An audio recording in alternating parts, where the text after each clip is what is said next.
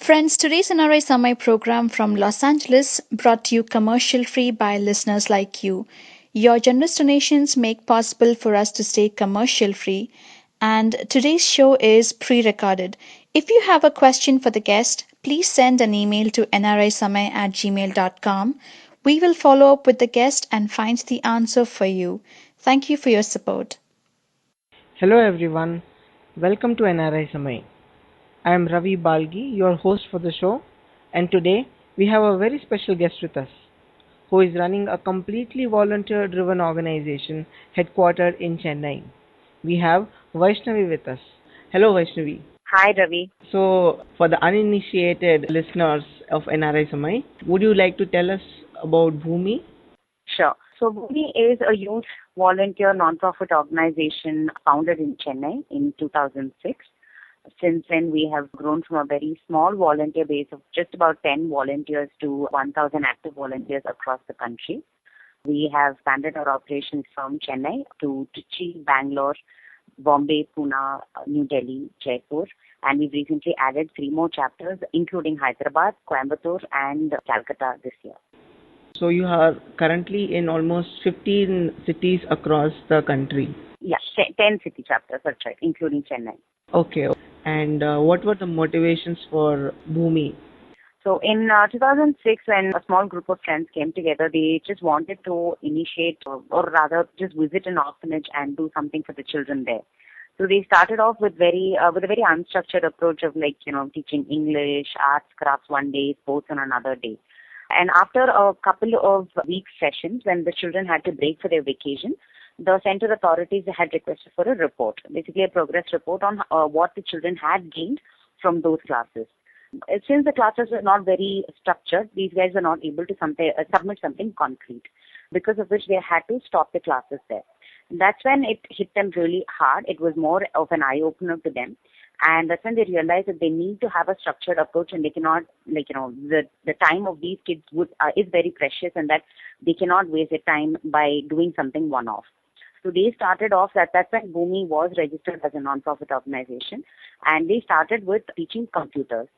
So they put together a syllabus of just basic computers, like starting from hardware and moving into MS Paint and MS Office and the internet.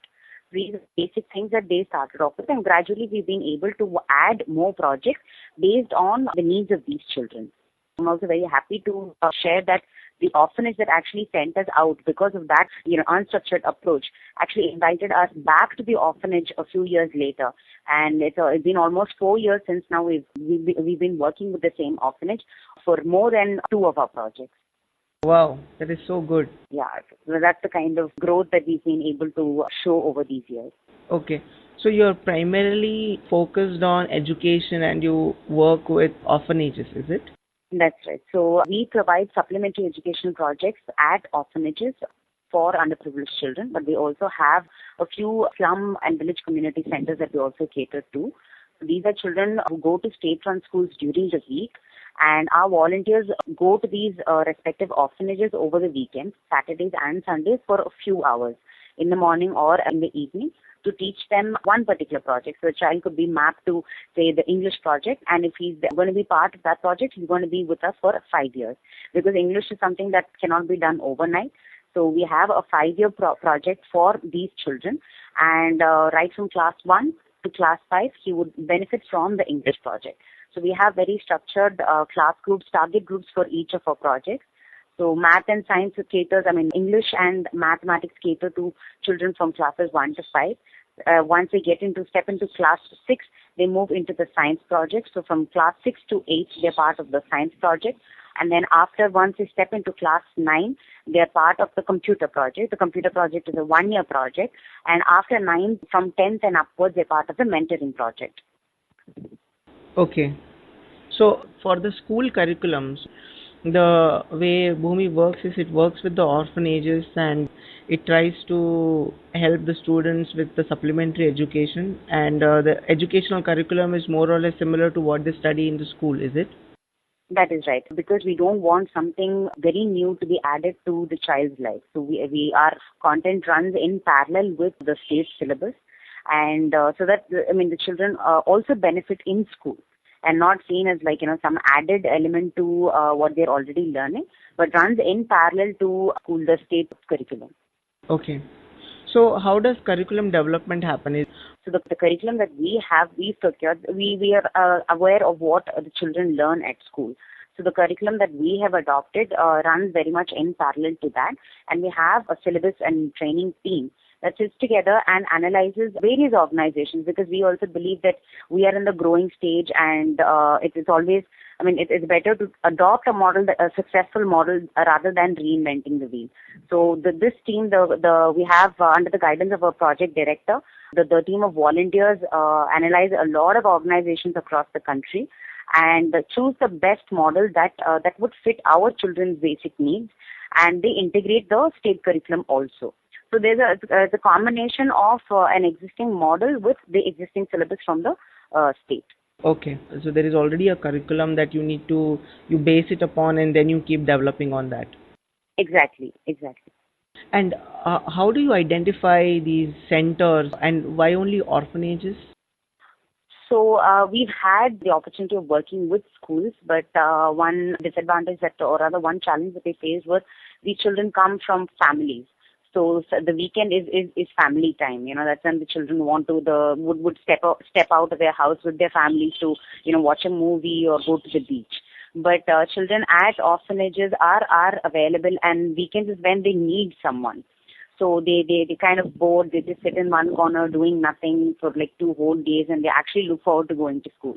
So then we realize that these are children who don't get enough attention when compared to children from functional families.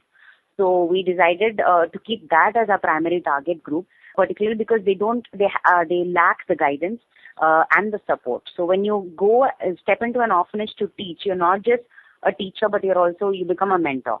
So you become the child's didi or bhaiya, or someone the child can actually look up to and say, okay, and it's something beyond teaching them. And in many cases, our volunteers have become role models of these children. From a child who actually told us that, why do I need English, to actually coming down and sitting and asking for more books on English, like story books and other materials on English. So that is a change that we've been able to bring in these children who lack that kind of support. So how do we identify these orphanages? Through we have an extensive database that we have been able to put together from various sources, including Google and Just Dial. So we look for orphanages, preferably in the urban areas, because that's where we have a whole lot of volunteers.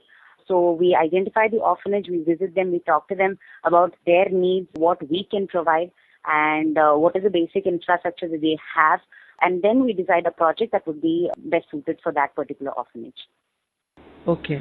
So there is a very extensive procedure that you are already following to identify the centers. Okay, that is good. That is nice to know. It is, yeah. What are the kind of activities that Bhumi is involved in? Is it like going during the weekends, the volunteers go and teach, and that is how it works throughout the year?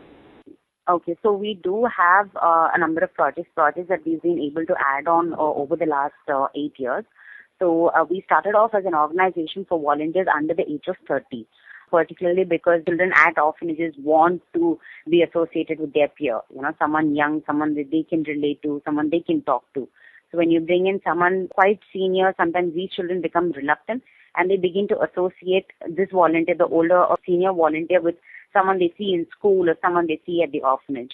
So we realized that the children gel better if the volunteer is younger. So for our educational projects are for volunteers under the age of 30. And this happens, all of these projects, including teaching English, maths, science, computers, and mentoring, happen through the year. So in addition to that, we also teach arts, sports, and dance. So all of these projects happen through the year and are for volunteers under the age of 30. But we have another set of events that are annual. So one such event is called Joy to the World. So when it comes to orphanages, we usually tend to donate something that is used, something that we don't need. But we hardly think about what the child wants. So this particular initiative connects children at orphanages with donors from corporates through wish cards. So the wish cards usually have something handwritten by the children. It's a small note that says, I would like to have a pair of shoes, size 6, or I would like to have a school bag, something very specific the child would be able to put to use for the next academic year. These wish cards are placed at corporates, and those who are interested can pick a card. All the gifts are usually under the amount of say rupees 300. Nothing very expensive, something that every individual can afford in a year. And it is more like buying something for your child or for your nephew or niece at home. So it's a very simple initiative that connects children with people who are interested to donate something new. So the gift is then given by the donor at the orphanage directly to the child. So Bhumi is just a bridge that connects both of these entities, and in the process we are able to fulfill a wish and bring joy to these children. So that is one initiative, one annual initiative. Apart from that, when we were working on the academic projects, the educational projects, we realized that these children do not have a platform to nurture their talents. So that's when one of our volunteers suggested that we should have an inter-orphanage talent festival. So it is specific to orphanages. So children's orphanages are brought together for a one-day event in art, literary, and cultural competitions. So children compete in events based on their age group. So we have juniors, seniors, and super seniors based on their age groups, and they compete in events like pot painting, clay modeling, elocution, group dance, kit, etc. The whole lot of events, about 20 events that happen through the year, through the day simultaneously. Till about 2012, the event was being conducted only in Chennai. But 2 years back, we expanded to 3 of our other city chapters also. So last year, we were able to reach out to 5,500 children across the country. So I mean, we were able to, yeah. That is amazing. Yeah, that's something as a really big event that all of us Bhumi look forward to, because it's completely done by our volunteers. So we did not go to an event management company and say, come and do this for us. But every phase of operations is completely handled by the volunteers. So it's our little baby. So it's very special to all of us. So these are the annual events that happen in addition to the educational events, the educational projects. Quite recently, we've also added more opportunities for those above the age of 30, because we realize that people on the other side might have more commitments in terms of, like, again, like I said, like family time, and have Sundays when everybody is at home, so I can't volunteer every week. So people are interested in volunteering but are not able to commit to 1 year of teaching or mentoring.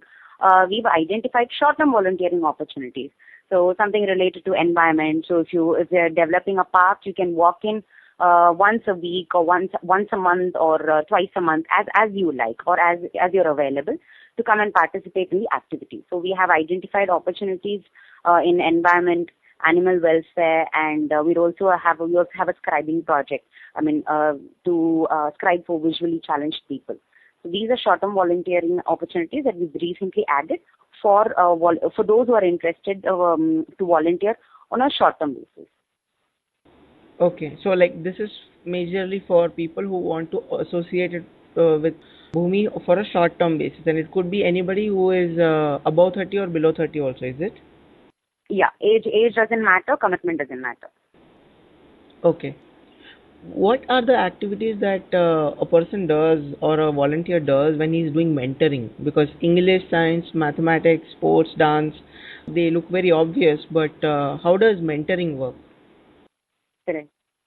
So mentoring is, I appreciate the question, because it is one of our very complex projects, because it's actually to sit down and understand the child. And these children come, they have a lot of inhibitions. They come from very difficult backgrounds. So to get to them, to the actual child in them is very difficult. So these are trained volunteers who are trained by psychologists, and they know how much to talk and what exactly to talk. So it's not, you sit down with a child and you say, okay, so where do you come from? Do you have parents? You can't be as frank as that. So so you start off with group activities. The engagement is much better with the volunteer and the child. So they understand each other, they break the ice. And after a few sessions, after 10 sessions of group activities, we step into one-on-one mentoring. So a child is mapped to one volunteer. So there's a one mentor to one mentee ratio. And they start discussing a whole lot of things, including their academics, their personal lives, where they're from, do they face any difficulties at the orphanage, at the center, or at school. A whole lot of things that are discussed with the child, and everything is documented. So basically, the child's progress of what he or she was at the beginning of the year is also documented, and what they are like at the end of the year. So we kind of know, and we are able to track the progress or how well the child has transformed because of that project. Okay, okay. So it is more like a one-to-one mentoring where a didi or a bhaiya is along with a kid and he's trying to understand more and tries to help in whichever way he can, right? That's right. That's right. Okay, okay, that is good. So currently you have three major annual events, I mean, which happen other than the basic activities of teaching English, science, mathematics, sports. It is Joy to the World and the Inter or And Nakshatra. Nakshatra. It's called as Nakshatra. Okay. And have you also named the short-term volunteering activity also? It's called Hi-Fi Club. Five because Hi-Fi Club is something that came from Dan Utsav, which is previously known as Joy of Giving Week. So that's something that Bhumi came up with to reach out to a large number of students in colleges. The concept of Hi-Fi Club is quite simple. You volunteer for 5 hours during Joy of Giving Week. It can be either 5 hours on one day or 1 hour on 5 different days for a cause of your choice. I mean, it could be anything. They could go and volunteer at an old age home or plant trees, or it can be anything. But the joy of volunteering for 5 hours. So the short-term opportunities is a segment of Hi-Fi Club, and that's what we call it. Okay. So the names are also very beautiful. It's called as Dan Utsav, which is Joy of Giving, and the inter-orphanage competition is called as Nakshatra, and the short-term volunteering activities are under Hi-Fi Club. Yeah, very interesting. Okay. How do you fund your activities, Vaishnavi? So a large amount, I mean, so basically we have about 30% of our expenses comes from our volunteers themselves. So people who are interested to support the organization every month contribute a small amount through the ECS. So while that is also met, we also have corporate donations coming in. So for events like Nakshatra, we see corporate support. So we've had a lot of people helping us with, say, buses, food, venue, or the gifts and the certificates for the children. So they help us in for various aspects. And we are also listed on some portals like Give India. So if people are interested, they can log on to such portals and find Bhumi, and they can donate for very specific causes, like say, I would like to procure books for the English project, or I would like to fulfill wishes of 6 children. So these are available on Give India as unique donation options. So that's one other way through which we raise our funds. Okay. Do you also participate in helping companies do their CSRs, or how does it work? Because people doing donations are generally spurious donations, right? How do you do it over a period of time, or how does companies do it along with you? We do. So we seek support from corporates, not just for funding, but volunteers also. So there are two ways. When it again is either Bhumi approaching a company or a company seeking support for setting up a CSR, like you mentioned. So what we usually request would be volunteers who can commit to year-long volunteering as part of our educational projects, or volunteers with very specific areas of expertise, like say designing or web development. So these are people, particularly probably at the senior level, who might not be able to give in time week on week. So we have some people who have been helping us with designing and other aspects also. And the other front would be to support our projects financially. So we have we are associated with multiple corporates to help them structure out their volunteering opportunities, because a lot of people are now encouraging volunteerism as part of the CSR activity. So we keep getting requests on and off, and we help corporates, if the training is required, or how to go about structuring the project through the year. That kind of support is provided by Bhumi. Okay. So the corporates are the places from where you're getting the volunteers also, and they are also helping with the funds. Vaishnavi, like we would also want to understand because you spoke about the motivations of what Bhumi was and how it started, and you also mentioned about the activities that Bhumi is involved in, and the reason why you're working only with orphanages and not regular schools. You also mentioned how over a year, how major events are connecting the orphanages together. How are the chapters connected, and how does the learning from one chapter get translated to some other chapter? How do you manage an organization at a national level? How does it work?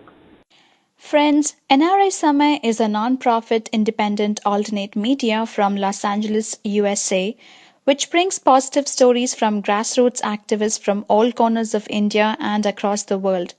Among others, we focus on stories of need for equality, inspiration, environment, health, and politics. NRI Samay does not rely on corporate funding, and thus our shows are commercial free.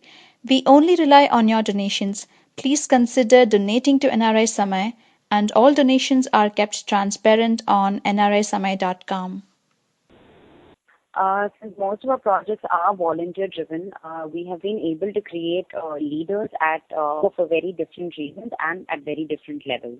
So, starting right from the orphanage or the center, we have someone called a batch coordinator. So, there are two batches to a center. There's a Saturday batch and there's a Sunday batch. So, there's a batch coordinator who operates or who oversees the operations on Saturday and Sunday.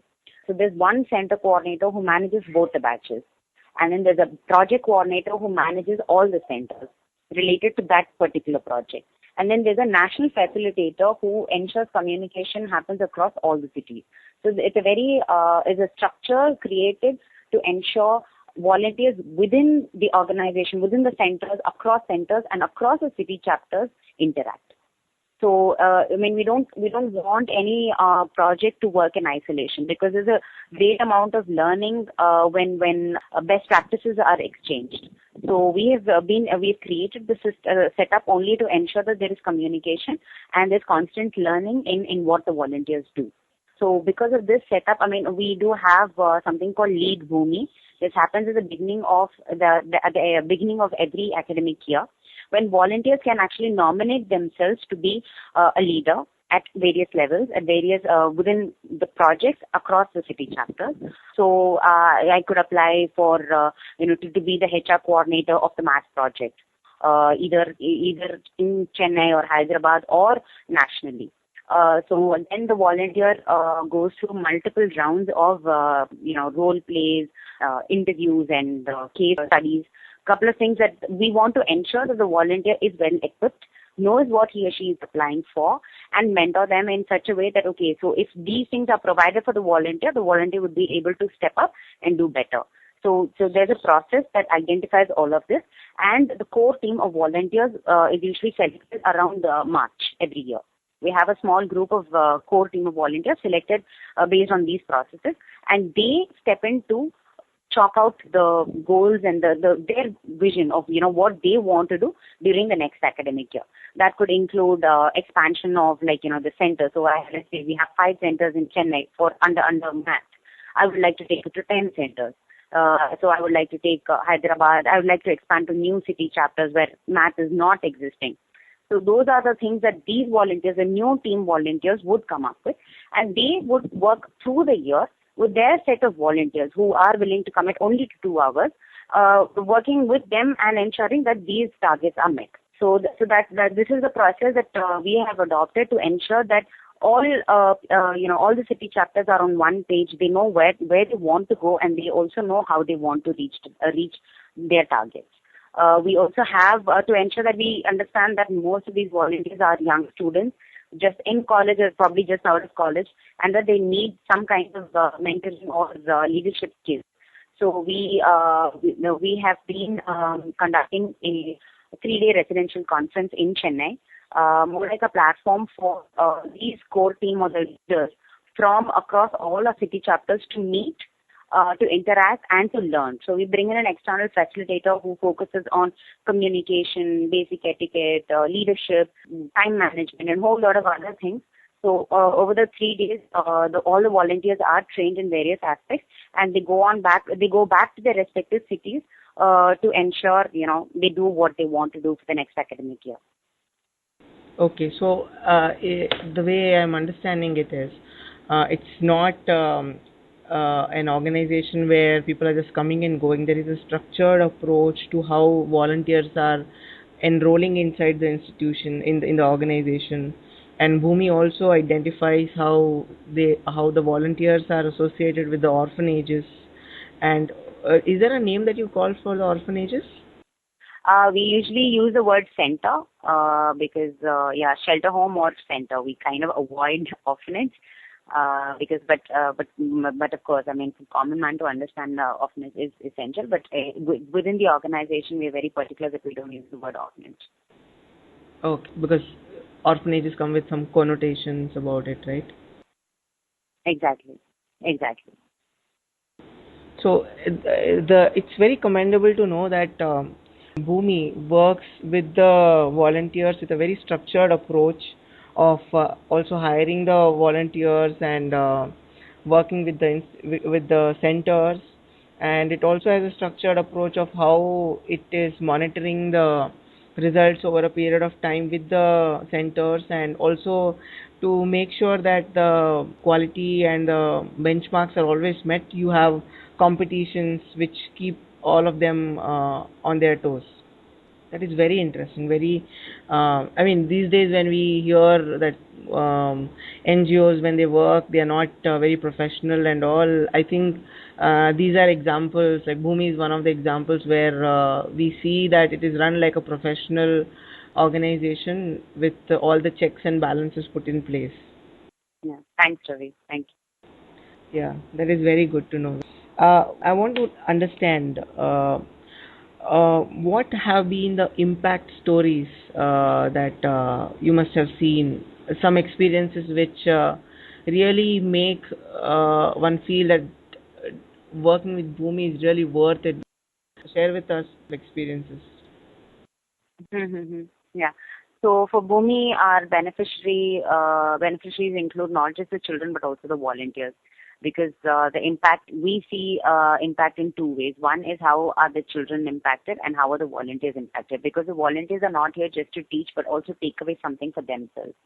So, I'm not talking about, I'm talking beyond certificates and, personal experiences. So we've actually had, the impact has been so great that we've had people uh, quit their full jobs with, say, IT sectors or other sectors and step into the education sector full time. So this includes taking up fellowships like, Teach India, Teach for India, or becoming, attending the Young India Fellowship opportunity, or something more.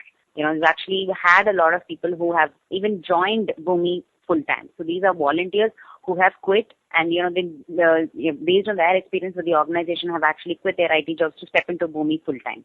So we've also had such success stories, or something that gives us a lot of pride, because these are people who've actually grown with us. Or to take an example of one of our ex-employees was with us. He started off when he was in college, and he graduated. He switched two jobs, and then finally he quit his IT job to join Bhumi. So he's been with us for a significant amount of time, and so working with him gave us so much joy.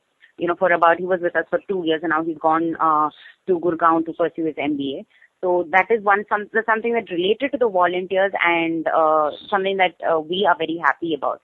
So if that is a change that we seek to achieve in youngsters. So we want to make them socially conscious and take on something much bigger in life.